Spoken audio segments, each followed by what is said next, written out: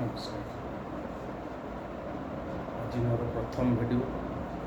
ଆଉ ଏ ଭିଡ଼ିଓରେ ମୁଁ ଆମର ଶରୀର ବିଷୟରେ, ଗ୍ୟାଷ୍ଟ୍ରିକ୍, ବିଭିନ୍ନ ପ୍ରକାର ରୋଗ ବିଷୟରେ ଆଗକୁ ମୁଁ ଆପଣଙ୍କୁ ବହୁତ ଭିଡ଼ିଓ କରିବାକୁ ଇଚ୍ଛା ପ୍ରକାଶ କରିଛି। ମୁଁ ଆଜି ପ୍ରଥମ ସୁଟିଂ କରୁଛି, ତେଣୁ ମୁଁ ନିଜେ ମୋର ଏକ୍ସପିରିଏନ୍ସ ମୁଁ କିପରି ଭଲ ହୋଇଛି, ମୋ ଦେହ ଅସୁସ୍ଥତା କିପରି ଭଲ ହୋଇଛି, ସେ ବିଷୟରେ ମୁଁ କହିବାକୁ ଚାହୁଁଛି।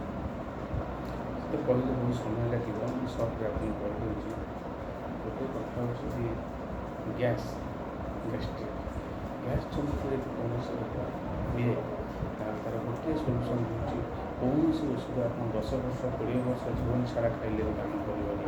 ଯଦି ଆପଣଙ୍କୁ ମୁଁ ଗ୍ୟାରେଣ୍ଟି ଦେବି, ଯଦି ଆଗକୁ ମୋ ଭିଡ଼ିଓରେ ଦେଖି ଚାଲିବେ, ତାହେଲେ ମୁଁ ଆଗକୁ ଆପଣଙ୍କୁ ବହୁତ କଥା ଅଛି, ଗୋଟେ କହିହେବନି କି ସବୁ ମୋର ଏକ୍ସପିରିଏନ୍ସ, ମୋର 5 ବର୍ଷର ଏକ୍ସପିରିଏନ୍ସ ସବୁ କହିବାକୁ ମୋ ସମୟ ଲାଗିବ। ମୁଁ ସହଜରେ କହୁଛି, ଆପଣ ସକାଳୁ ଉଠନ୍ତୁ, ଶୀଘ୍ର ଉଠନ୍ତୁ, 4:30 ଉଠିପଡ଼ୁ ଏବଂ ତାପରେ ବାସି ପାଣି, ମାଠିଆରେ ରଖିଥିବା ବାସି ପାଣି, ମୁଁ ସବୁ ଦେଖେଇ ମୁଁ କେମିତି ଦିନଚର୍ଯ୍ୟା, କେମିତି ମୁଁ ଔଷଧ ସବୁ ଆପଣଙ୍କୁ ମାଠିଆ ରଖିବେ କିମ୍ବା ଶୋଇ ରଖିବେ, ପାଣି ରଖିବେ, ବାସି ପାଣି 2 ଗ୍ଲାସ୍ 3 ଗ୍ଲାସ୍ ପିଇବେ। ତାପରେ ଆପଣ ଶୌଚ ହେବେ।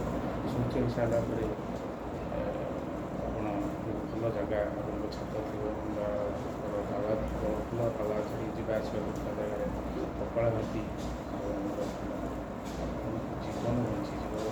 ଅସଂଖ୍ୟ ଯେତେ ପ୍ରକାର 100 ଗୁଣ ରୋଗରୁ ଆପଣ ମୁକ୍ତି ପାଇଯିବେ। ସକାଳୁ ଉଠିବେ, 1 ଘଣ୍ଟା କପାଳଭାତି, 1 ଘଣ୍ଟା ଅନୁଲୋମ ବିଲୋମ କରନ୍ତୁ। ନିଶ୍ଚୟ ସୁସ୍ଥ ଅନୁଭବ କରିବେ ଏବଂ